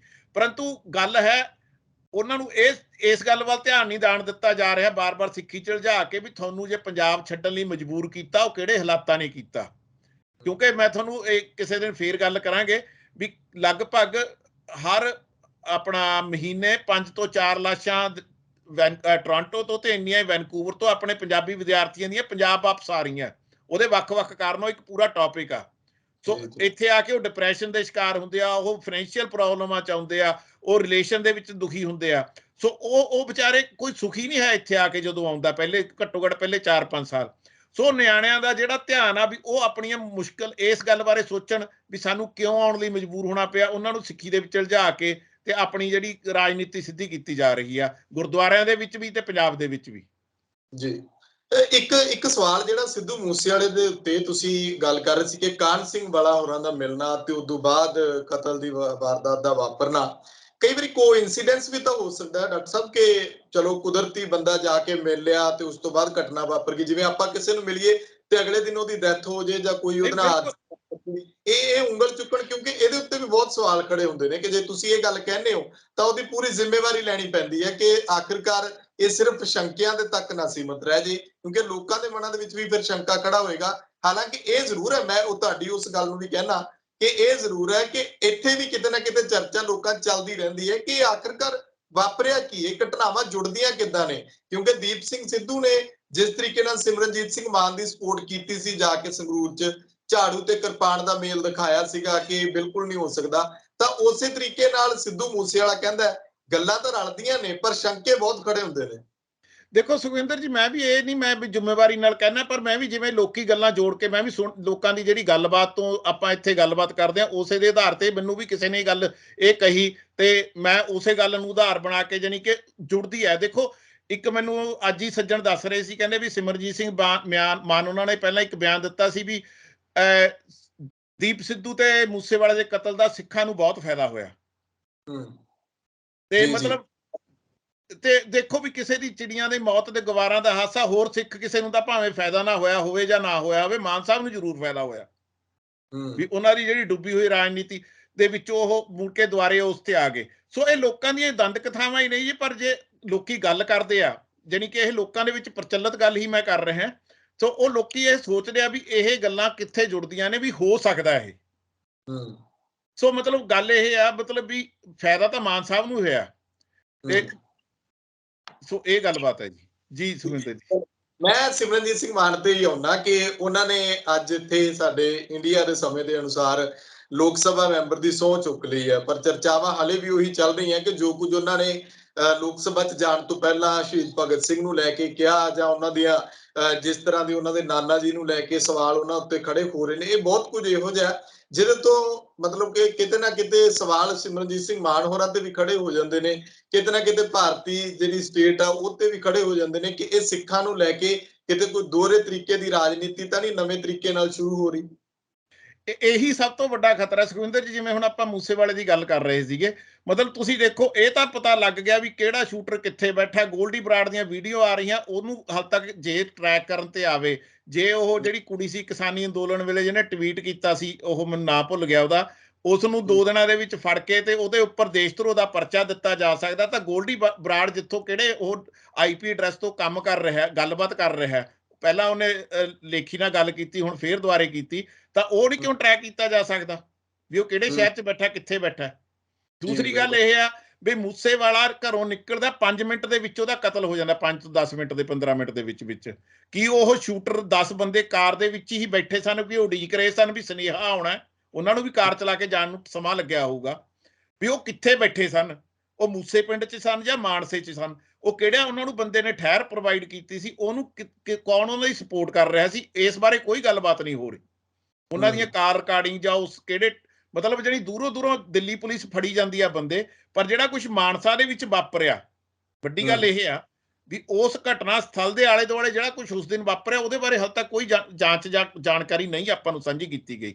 ਹੁਣ ਜਿਵੇਂ ਤੁਸੀਂ ਗੱਲ ਕੀਤੀ ਵੀ ਮਾਨ ਸਾਹਿਬ ਦੀ, ਮਾਨ ਸਾਹਿਬ ਨੇ ਸਹੁੰ ਚੱਕ ਲਈ ਤੇ ਵਧੀਆ ਗੱਲ ਆ, ਤੇ ਮੈਨੂੰ ਤਾਂ ਸ਼ੱਕ ਸੀ ਵੀ ਐਤਕੀ ਫੇਰ ਕਿਰਪਾਨ ਦਾ ਮੁੱਦਾ ਉਡਾਉਣਗੇ ਇਹ, ਕਿਉਂਕਿ ਦੇਖੋ ਗੱਲ ਪਤਾ ਕੀ ਹੈ, ਜਿਹੜਾ ਉਹਨਾਂ ਨੇ ਬਿਆਨ ਦਿੱਤਾ ਭਗਤ ਸਿੰਘ ਬਾਰੇ ਜਾਂ ਹੋਰ ਗੱਲਬਾਤ ਕੀਤੀ। ਹਾਂਜੀ, ਮੈਂ ਤੁਹਾਡੇ ਇੱਥੇ ਥੋੜਾ ਜਿਹਾ ਨਾਲ ਜੋੜਾ ਕਿ ਸਿਮਰਨਜੀਤ ਸਿੰਘ ਮਾਨ ਹੋਰਾਂ ਨੇ ਕਿਰਪਾਨ ਨੂੰ ਲੈ ਕੇ ਲੋਕ ਸਭਾ ਜਾਣ ਤੋਂ ਪਹਿਲਾਂ ਇੱਕ ਬਿਆਨ ਦਿੱਤਾ ਆ। ਉਹਨਾਂ ਨੇ ਕਿਹਾ ਕਿ ਜੇ ਇਹ ਕਿਰਪਾਨ ਮੇਰੀ ਅੰਦਰ ਨਹੀਂ ਜਾਣ ਦੇਣਗੇ, ਇਹ ਉਵੇਂ ਹੀ ਹੋਏਗਾ ਜਿਵੇਂ ਔਰੰਗਜ਼ੇਬ ਨੇ ਜਿਹੜੇ ਜੰਜੂ ਲਵਾਤੇ ਸੀਗੇ ਹਿੰਦੂਆਂ ਦੇ, ਕਹਿੰਦੇ ਉਸ ਦੇ ਬਰਾਬਰ ਹੋਏਗਾ। ਇਹ ਹੁਣ ਦੇਖਣਾ ਕਿ ਭਾਰਤੀ ਸਟੇਟ ਸਿੱਖਾਂ ਦੇ ਹੱਕ ਵਿੱਚ ਭੁਗਤਦੀ ਹੈ ਜਾਂ ਫਿਰ ਉਹ ਇੱਕ ਆਪਣੀ ਵੱਖਰੀ ਮਾਨਸਿਕਤਾ ਰੱਖਦੇ, ਇਹ ਮਾਨ ਸਾਹਿਬ ਨੇ ਕਿਹਾ। ਤੇ ਅੱਜ ਉਹ ਪਤਾ ਲੱਗਿਆ ਵੀ ਕਿਰਪਾਨ ਲੈ ਕੇ ਗਏ, ਮੈਂ ਖਬਰ ਚਲੋ ਸੁਣੀ ਨਹੀਂ ਜਾਣੀ ਕਿ, ਪਰੰਤੂ ਜਿਹੜੀ ਹਾਲੇ ਤੱਕ ਇਹਦੇ ਬਾਰੇ ਕਲੀਅਰ ਨਹੀਂ, ਪਰ ਉਹਨਾਂ ਨੇ ਸਹੁੰ ਜ਼ਰੂਰ ਚੁੱਕ ਲਈ ਹੈ। ਜਦੋਂ ਆਏਗਾ ਉਹਦੇ ਉੱਤੇ ਫਿਰ ਆਪਾਂ ਗੱਲਬਾਤ ਕਰਾਂਗੇ। ਪਰ ਮੈਂ ਜਿਹੜੀ ਸੁਖਵਿੰਦਰ ਜੀ ਉਹੀ ਗੱਲ ਕਰਦਾ ਵੀ ਪੰਜਾਬ ਜਦੋਂ ਹੁਣ ਮਾਨ ਸਾਹਿਬ ਜਿੱਤਿਆ, ਮੈਂ ਇਸ ਗੱਲ ਨੂੰ ਥੋੜਾ ਪਿੱਛੇ ਲੈ ਕੇ ਜਾਣਾ, ਮਾਨ ਸਾਹਿਬ ਕਿਉਂ ਜਿੱਤਿਆ। ਸੁਖਬੀਰ ਸਿੰਘ ਬਾਦਲ ਵੱਲੋਂ ਇੱਕ ਪੰਜਾਬ ਦੇ ਜਿਹੜੇ ਮੌਜੂਦਾ ਮੁੱਦੇ ਆ, ਚਾਹੇ ਉਹ ਆਪਣਾ ਬੇਰੁਜ਼ਗਾਰੀ ਦਾ, ਚਾਹੇ ਨਸ਼ਿਆਂ ਦਾ, ਚਾਹੇ ਬੇਅਦਬੀ ਦਾ ਮੁੱਦਾ ਸੀ, ਜਾਂ ਪੰਜਾਬ ਦੇ ਜਿਹੜੇ ਆਪਣੇ ਹੱਕਾਂ ਦੀ ਗੱਲ ਸੀ, ਖੇਤੀਬਾੜੀ ਦਾ ਐਡਾ ਵੱਡਾ ਮੁੱਦਾ, ਖੁਦਕਸ਼ੀਆਂ ਦਾ ਜਾਂ ਹੋਰ ਆ, ਉਹ ਸਾਰੇ ਮੁੱਦਿਆਂ ਨੂੰ ਪਰੇ ਕਰਕੇ ਬੰਦੀ ਸਿੱਖਾਂ ਦੇ ਮੁੱਦੇ ਨੂੰ ਵੱਡਾ ਬਣਾਇਆ ਗਿਆ। ਸੋ ਉਸ ਮੁੱਦੇ ਦੇ ਵਿੱਚ ਵੱਡਾ ਬਣਾਉਣ ਦੇ ਵਿੱਚ ਉਹਨਾਂ ਨੇ ਨਾਲ ਮਾਨ ਸਾਹਿਬ ਨੂੰ ਵੀ ਵੱਡਾ ਕੀਤਾ, ਉੱਥੇ ਅਕਾਲ ਤਖਤ ਦੇ ਜਥੇਦਾਰ ਕੋਲੇ ਬੁਲਾ ਕੇ ਤੇ ਉੱਥੇ ਉਹਨਾਂ ਨੇ ਰਲ ਕੇ ਜਿਹੜੀ ਉਹ ਆਪਣੀ ਉੱਥੇ ਮਤਾ ਪਾਸ ਕੀਤਾ, ਤੇ ਉੱਥੇ ਮਾਨ ਸਾਹਿਬ ਨੇ ਅੱਖ ਦੱਬ ਕੇ ਵਿੱਚ ਖਾਲਿਸਤਾਨ ਦੀ ਜਾਂ ਆਪਣੀ ਉਹ ਵੀ ਗੱਲ ਕੀਤੀ। ਮਾਨ ਸਾਹਿਬ ਪਹਿਲਾਂ ਨਾਨ ਐਗਜ਼ਿਸਟੈਂਟ ਸੀ, ਉਹਨਾਂ ਨੂੰ ਅਕਾਲ ਤਖਤ ਦੇ ਬਣਾ ਕੇ ਵੱਡੇ ਕੀਤਾ ਗਿਆ। ਮੈਂ ਤਾਂ ਕਹਿੰਦਾ ਵੀ ਜੁੜ ਕੇ ਚੱਲ ਰਹੀਆਂ ਨੇ, ਜਿਵੇਂ ਅਕਾਲੀ ਦਲ ਬੀਜੇਪੀ ਨਾਲ ਤਾਂ ਇਹਨਾਂ ਦੀ ਮਿਲਵਰਤਨ ਦੁਆਰੇ ਕਲੀਅਰ ਹੋ ਗਈ, ਕਿਉਂਕਿ ਇਹਨਾਂ ਨੇ ਰਾਸ਼ਟਰਪਤੀ ਨੂੰ ਸਪੋਰਟ ਕਰਨ ਦਾ ਬਿਨਾਂ ਸ਼ਰਤ ਐਲਾਨ ਕਰਤਾ। ਏਦਾਂ ਹੀ ਇਹ ਮਾਨ ਸਾਹਿਬ ਤੇ ਅਕਾਲੀ ਦਲ ਬਾਦਲ ਵੀ ਵਿੱਚੋਂ ਰਲ ਕੇ ਚੱਲੇ। ਪਹਿਲਾਂ ਉੱਥੇ ਅਕਾਲ ਤਖਤ ਤੇ ਇਹ ਮੁੱਦਾ ਬਣਾਇਆ ਗਿਆ ਬੰਦੀ ਸਿੰਘਾਂ ਦਾ, ਮਾਨ ਸਾਹਿਬ ਨੂੰ ਉੱਥੇ ਵੱਡੇ ਕੀਤਾ ਗਿਆ। ਉਸ ਤੋਂ ਬਾਅਦ ਮਾਨ ਸਾਹਿਬ ਦੇ ਘਰ ਜਾ ਕੇ ਸੁਖਬੀਰ ਬਾਦਲ ਫੇਰ ਇੱਕ ਵਾਰੀ ਵੱਡੇ ਕਰਦੇ ਆ, ਤੇ ਉਸੇ ਸਾਜ਼ਿਸ਼ ਮਤਲਬ ਜਾਨੀ ਕਿ ਸਕੀਮ ਦੇ ਵਿੱਚ ਜਿਹੜੀ ਕਿ ਸਮਝ ਆਉਂਦੀ ਆ, ਮਾਨ ਸਾਹਿਬ ਮੁੜ ਕੇ ਕਹਿੰਦੇ ਆ ਨਾ ਮੈਂ ਨਹੀਂ ਤੁਹਾਡੇ ਨਾਲ ਰਲਦਾ, ਕਿਉਂਕਿ ਉਹਨਾਂ ਨੂੰ ਪਤਾ ਸੀ ਵੀ ਜੇ ਉਹ ਬਾਦਲ ਸਾਹਿਬ ਨਾਲ ਰਲ ਗਏ ਤਾਂ ਉਹਨਾਂ ਦੀ ਆਪਣੀ ਕ੍ਰੈਡੀਬਿਲਿਟੀ ਖਤਮ ਹੋ ਜਾਊਗੀ। ਉਹ ਇੱਕ ਨੈਕਸਟ ਸਟੈਪ ਸੀ, ਤੇ ਉਸ ਤੋਂ ਨੈਕਸਟ ਸਟੈਪ ਜਾਨੀ ਕਿ ਬਾਈ ਚਾਂਸ ਜਿਹੜਾ ਮੂਸੇਵਾਲੇ ਦਾ ਕਤਲ ਹੋ ਜਾਂਦਾ ਤੇ ਉਹਦੀ ਸਪੋਰਟ ਮਿਲ ਜਾਂਦੀ ਆ। ਤੇ ਇੱਕ ਮੈਂ ਇੱਥੇ ਗੱਲ ਕਹਿਣੀ ਚਾਹੁੰਦਾ ਵੀ ਇਹ ਨਾ ਜਿਹੜੀ ਗੱਲ ਹੋਈ ਆ, ਮਾਨ ਸਾਹਿਬ ਜਿੱਤੇ ਆ ਜਾਂ ਪੰਜਾਬ ਦੇ ਵਿੱਚ ਆਪ ਦੀ ਸਰਕਾਰ ਬਣੀ ਆ, ਇਹ ਨਾ ਤਾਂ ਆਪ ਦੀ ਜਿੱਤ ਆ ਤੇ ਨਾ ਮਾਨ ਸਾਹਿਬ ਦੀ ਜਿੱਤ ਆ। ਪਹਿਲਾਂ ਅਸੈਂਬਲੀ ਚੋਣਾਂ ਦੇ ਵਿੱਚ ਕਾਂਗਰਸ ਤੇ ਅਕਾਲੀਆਂ ਦੀ ਹਾਰ ਸੀ, ਸੰਗਰੂਰ ਦੀ ਪਾਰਲੀਮੈਂਟਰੀ ਚੋਣ ਦੇ ਵਿੱਚ ਆਪ ਦੀ ਹਾਰ ਆ, ਪਰੰਤੂ ਇਹ ਦੋਏ ਹਾਰਾਂ ਆਈਆਂ ਕਿੱਥੋਂ। ਦੇਖੋ ਜਦੋਂ ਆਪਣਾ ਕਿਸਾਨੀ ਅੰਦੋਲਨ ਚੱਲਿਆ ਦਿੱਲੀ ਦੇ ਵਿੱਚ ਤੇ ਸਾਰੇ ਪੰਜਾਬ ਦੇ ਵਿੱਚ, ਸਿੰਘੂ ਬਾਰਡਰ ਤੇ ਟਿੱਕਰੀ ਬਾਰਡਰ ਤੇ 2 ਸਟੇਜਾਂ, ਸਿੰਘੂ ਬਾਰਡਰ ਤੇ 1 ਸਟੇਜ, ਤੇ ਪੰਜਾਬ ਦੇ ਵਿੱਚ ਜਿੱਥੇ ਵੀ ਟੋਲ ਪਲਾਜ਼ੇ ਸੀਗੇ, ਜਿੱਥੇ ਮਾਲਾਂ ਸੀਗੀਆਂ ਜਾਂ ਜਿੱਥੇ ਵੀ ਧਰਨੇ ਲੱਗੇ ਹੋਏ ਸੀ, ਉੱਥੇ ਲਗਾਤਾਰ ਭਾਸ਼ਣ ਹੁੰਦੇ ਸੀ। ਤੇ ਉਹਨਾਂ ਦੇ ਵਿੱਚ ਜਿਹੜੇ ਜਥੇਬੰਦੀਆਂ ਦੇ ਜਾਂ ਹੋਰ ਬੁੱਧੀਜੀਵੀ ਜਾਂ ਜਿਹੜੇ ਵੀ ਸਮਰਥਨ ਕਰਨ ਵਾਲੇ ਲੋਕ ਉੱਥੇ ਲੈਕਚਰ ਕਰਦੇ ਸੀ, ਤੇ ਉਹ ਦੱਸਦੇ ਸੀ ਵੀ ਕਿੱਦਾਂ ਕਿੱਦਾਂ ਸਾਨੂੰ ਲੁੱਟਿਆ ਜਾ ਰਿਹਾ, ਕਿਵੇਂ ਸਾਨੂੰ ਪਾੜਿਆ ਜਾ ਰਿਹਾ, ਤੇ ਕਿਵੇਂ ਜਿਹੜੀਆਂ ਨੀਤੀਆਂ ਬਣਨੀਆਂ ਚਾਹੀਦੀਆਂ। ਤੇ ਇਸ ਕਿਸਾਨ ਅੰਦੋਲਨ ਦੀ ਜਿਹੜੀ ਸਭ ਤੋਂ ਵੱਡੀ ਤੁਸੀਂ ਦੇਖੋ ਪ੍ਰਾਪਤੀ ਇਹ ਹੋਈ ਵੀ ਪੰਜਾਬ, ਹਰਿਆਣਾ ਤੇ ਯੂਪੀ ਦੇ ਭਾਈਚਾਰੇ ਨੂੰ ਇਕੱਠਾ ਕਰਤਾ, ਜਿਹੜਾ ਕਿ ਸਰਕਾਰਾਂ ਨੇ ਹਾਲ ਤੱਕ ਆਪਾਂ ਨੂੰ ਪਾੜ ਕੇ ਰੱਖਿਆ ਹੋਇਆ ਸੀ। ਸੋ ਜਿਹੜੀ ਇਹ ਨਵੀਂ ਚੇਤਨਤਾ ਆਈ, ਇਹਨੇ ਜਿਹੜੀਆਂ ਅਕਾਲੀ ਤੇ ਕਾਂਗਰਸ ਨੂੰ ਹਰਾਇਆ, ਤੇ ਮੁੜ ਕੇ ਜਿਹੜੀ ਆਪ ਨੂੰ ਵੀ ਇਸੇ ਕਰਕੇ, ਕਿਉਂਕਿ ਲੋਕਾਂ ਨੂੰ ਪਤਾ ਲੱਗ ਗਿਆ ਵੀ ਇਹ ਸਹੀ ਨਹੀਂ ਚੱਲ ਰਹੇ। ਸੋ ਜਿਹੜੀ ਹੁਣ ਜਿਹੜੀ ਸਰਕਾਰ ਦਾ ਜਿਹੜੀ ਆਪਣੀਆਂ ਸਾਜ਼ਿਸ਼ਾਂ ਚੱਲ ਰਹੀਆਂ, ਉਹ ਇਹਨਾਂ ਦਾ 2 ਗੱਲਾਂ ਤੇ ਜ਼ੋਰ ਲੱਗਿਆ ਹੋਇਆ। ਇੱਕ ਤਾਂ ਹੈ ਵੀ ਜਿਹੜਾ ਭਾਈਚਾਰਕ ਸਾਂਝ ਬਣੀ ਆ, ਚਾਹੇ ਹਰਿਆਣੇ ਦੇ ਜਾਟਾਂ ਦੀ, ਪੰਜਾਬ ਦੇ ਜੱਟਾਂ ਦੀ, ਚਾਹੇ ਯੂਪੀ ਦਿਆਂ ਦੀ, ਟਕੈਤ ਉਹਨਾਂ ਦੀ ਬੰਦਿਆਂ ਦੀ, ਇਹ ਸਾਰੇ ਕਿਸਾਨ ਜਿਹੜੇ ਕਿਰਤੀ ਲੋਕ ਆ ਉਹ ਇਕੱਠੇ ਹੋ ਰਹੇ ਆ ਕੰਮ ਕਰਕੇ, ਬਾਬੇ ਨਾਨਕ ਦੇ ਜਿਹੜੇ ਕਿਰਤ ਕਰਨ ਵਾਲੇ ਬੰਦੇ ਆ। ਦੂਸਰੀ ਗੱਲ ਹੋਈ ਹੈ ਜਿਹੜੀ ਇਹ ਚੇਤਨਤਾ ਆਈ ਆ, ਇਹ ਕਿਸੇ ਵੀ ਪੋਲੀਟੀਕਲ ਪਾਰਟੀ ਜਿਹੜੀਆਂ, ਕਿਉਂਕਿ ਇਹਨਾਂ ਦੀ ਕੋਈ ਵਿਚਾਰਧਾਰਾ ਨਹੀਂ, ਇਹ ਸਿਰਫ ਰਾਜ ਕਰਨ ਤੱਕ ਵਿਚਾਰਧਾਰਾ ਇਹਨਾਂ ਦੀ, ਇਹਨਾਂ ਦੇ ਲੋਕਾਂ ਦੇ ਮਸਲੇ ਹੱਲ ਕਰਨ ਵਾਲੇ ਕੋਈ ਵਿਚਾਰਧਾਰਾ ਨਹੀਂ। ਜਿਵੇਂ ਜਿੱਦਣ ਦੀ ਆਪ ਆਈ ਆ, ਇਹਨਾਂ ਨੇ ਹਾਲ ਤੱਕ ਕੋਈ ਵੀ ਨੀਤੀਗਤ ਫੈਸਲਾ ਨਹੀਂ ਲਿਆ, ਤੇ ਇਹ ਸਿਰਫ ਮਤਲਬ ਫੈਸਲਾ ਲੈਂਦੇ ਆ, ਮੁੜ ਜਾਂਦੇ ਆ। ਸੋ ਮਤਲਬ ਗੱਲ ਇਹ ਹੈ ਵੀ ਇਹ ਲੋਕਾਂ ਦੀ ਜਿਹੜੀ ਚੇਤਨਤਾ, ਇਹਨੂੰ ਕਿਵੇਂ ਖਰਾਬ ਕੀਤਾ ਜਾਵੇ, ਇਹਨਾਂ ਨੂੰ ਕਿਸੇ ਪਾਸੇ ਉਲਝਾਇਆ ਜਾਵੇ। ਸੋ ਉਸ ਨੂੰ ਉਲਝਾਉਣ ਦੇ ਲਈ ਇਦਾਂ ਦੇ ਮੁੱਦੇ, ਕਦੇ ਭਗਤ ਸਿੰਘ ਦਾ ਬਿਆਨ, ਕਦੇ ਹੋਰ ਗੱਲਾਂ, ਸੋ ਇਹ ਜਾਣ ਬੁੱਝ ਕੇ ਸਾਜ਼ਿਸ਼ਾਂ ਘੜੀਆਂ ਜਾ ਰਹੀਆਂ, ਤਾਂ ਕਿ ਜਿਹੜੇ ਪੰਜਾਬ ਦੇ ਜਿਹੜੀ ਕਿਸਾਨੀ ਆ, ਉਹਦੇ ਵਿੱਚ ਬਹੁਤੇ ਸਿੱਖ ਆ, ਵੀ ਉਹਨਾਂ ਨੂੰ ਦੁਬਾਰੇ ਸਿੱਖੀ ਦੇ ਮੁੱਦੇ ਤੇ ਉਲਝਾਇਆ ਜਾਵੇ। ਸੋ ਇੱਥੇ ਮੈਂ ਜਿਵੇਂ ਹੁਣ ਨਾਲ ਗੱਲ ਜੋੜ ਕੇ ਕਰਦਾ ਵੀ ਸਿਰਸਾ ਡੇਰੇ ਦੇ ਜਿਹੜੇ ਆਪਣੇ ਸੌਦਾ ਸਾਧ ਨੇ, ਉਹਨਾਂ ਨੂੰ 2 ਵਾਰੀ ਪਰੋਲ ਦਿੱਤੀ ਗਈ, ਦੋਨੋਂ ਵਾਰੀ ਪਰੋਲ ਇਲੈਕਸ਼ਨਾਂ ਦੇ ਵਿੱਚ ਦਿੱਤੀ ਗਈ, ਜਦੋਂ ਕਿ ਇੱਕ ਬੰਦੇ ਤੇ ਬਲਾਤਕਾਰ ਵਰਗਾ ਸੰਗੀਨ ਜੁਰਮ ਹੋਵੇ, ਜਿਹਦੇ ਵਿੱਚ ਰੂਹ ਦੀ ਹੱਤਿਆ ਹੁੰਦੀ ਆ, ਜਿਹਨੇ ਬੰਦੇ ਦੀ ਜਾਨ ਲਈ ਹੋਵੇ, ਜਿਹਦੇ ਆਮ ਬੰਦੇ ਦੀ ਹੱਤਿਆ ਕੀਤੀ ਹੋਵੇ, ਤੇ ਉਹਦੇ ਉੱਪਰ ਇਸ ਗੱਲ ਦੀ ਉਹ ਇੱਕ ਦੋਸ਼ ਦੇ ਵਿੱਚ ਨਾਮਜ਼ਦ ਹੋਵੇ ਵੀ ਕਿ ਇਸ ਬੰਦੇ ਨੇ ਗੁਰੂ ਗ੍ਰੰਥ ਸਾਹਿਬ ਦੀ ਬੇਅਦਬੀ ਦੇ ਜਿਹੜੀ ਸਾਜ਼ਿਸ਼ ਜਾਂ ਘਟਨਾ ਹੋਈ, ਉਹਦੇ ਵਿੱਚ ਉਹ ਨਾਮਜ਼ਦ ਹੋਵੇ, ਤੇ ਉਹ ਬੰਦੇ ਨੂੰ ਬਾਰ-ਬਾਰ ਪਰੋਲ ਦਿੱਤੀ ਜਾਂਦੀ ਹੈ, ਤੇ ਉਹ ਯੂਪੀ ਚੋਂ ਬਹਿ ਕੇ ਕਰਦਾ, ਤਾਂ ਉਹਦੇ ਸਾਰੇ ਪੰਜਾਬ ਦੇ ਵਿੱਚ ਸਕਰੀਨਾਂ ਲਾ ਕੇ ਪ੍ਰੋਗਰਾਮ ਚਲਾਏ ਜਾਂਦੇ ਆ, ਤੇ ਜਿਹੜੀਆਂ ਏਜੰਸੀਆਂ ਨੇ ਇਹ ਚੁੱਪਚਾਪ ਬੈਠੀਆਂ, ਇਹਨਾਂ ਨੂੰ ਕੁਝ ਨਹੀਂ ਪਤਾ ਲੱਗਦਾ। ਤੇ ਉੱਥੇ ਜਦੋਂ ਸਿੱਖ ਵਿਰੋਧ ਕਰਦੇ ਆ, ਤਾਂ ਉਹ ਫਿਰ ਟਕਰਾਅ ਹੁੰਦਾ। 1978 ਦੇ ਵਿੱਚ ਜਦੋਂ ਆਪਣਾ 84 ਵਾਲਾ ਜਾਂ 92 ਤੱਕ ਦਾ ਜਿਹੜਾ ਘੱਲੂਘਾਰਾ ਚੱਲਿਆ, ਉਸ ਦੀ ਸ਼ੁਰੂਆਤ ਵੀ ਇਦਾਂ ਹੀ ਹੋਈ ਸੀ। 1978 ਦੇ ਵਿੱਚ ਨਿਰੰਕਾਰੀਆਂ ਨੇ ਆਪਣਾ ਉੱਥੇ ਦਰਬਾਰ ਅੰਮ੍ਰਿਤਸਰ ਦੇ ਵਿੱਚ ਆਪਣਾ ਸਮਾਗਮ ਰਚਾਇਆ, ਤੇ ਸਿੱਖਾਂ ਨੇ ਵਿਰੋਧ ਕੀਤਾ, ਗੋਲੀ ਚੱਲੀ, ਸਿੱਖ ਸ਼ਹੀਦ ਹੋਏ। ਸੋ ਉਹੀ ਗੱਲਾਂ ਦੁਬਾਰੇ ਆ ਰਹੀਆਂ ਨੇ ਰੂਪ ਦੇ ਵਿੱਚ, ਪਰੰਤੂ ਇਹ ਪੰਜਾਬੀਆਂ ਨੂੰ, ਆਪਣੇ ਸਿੱਖਾਂ ਨੂੰ ਸਮਝਣ ਦੀ ਲੋੜ ਆ ਵੀ ਸਾਨੂੰ ਜਿਹੜੇ ਸਾਡੇ ਅਸਲ ਮੁੱਦੇ ਆ, ਪ੍ਰੋਬਲਮ ਤਾਂ ਪੰਜਾਬ ਦੇ ਖਾਤਰ ਇਹ ਆ ਵੀ ਸਾਡੀ ਨੌਜਵਾਨੀ ਬਾਹਰ ਭੱਜਣ ਨੂੰ ਮਜਬੂਰ ਹੋ ਰਹੀ ਆ, ਸਾਡੀ ਨੌਜਵਾਨੀ ਨਸ਼ਿਆਂ 'ਚ ਖਤਮ ਹੋ ਰਹੀ ਆ। ਮੇਰੀ ਜਾਣੀ ਕਿ ਇੰਡੀਆ ਗੱਲ ਹੁੰਦੀ ਰਹਿੰਦੀ ਪੰਜਾਬ ਦੇ ਵਿੱਚ, ਉਹ ਕਹਿੰਦੇ ਵੀ ਉਹ ਮੈਨੂੰ ਕਹਿੰਦਾ ਵੀ ਡਾਕਟਰ ਸਾਹਿਬ ਮੈਂ ਬੇਟੇ ਨੂੰ ਭੇਜਣਾ। ਮੈਂ ਕਿਹਾ ਯਾਰ ਇਹਨੂੰ ਗ੍ਰੈਜੂਏਸ਼ਨ ਕਰਾ ਕੇ ਭੇਜੀ, ਨਿਆਣੇ ਨੂੰ ਮੈਚੁਰ ਹੋ ਜਾਂਦਾ।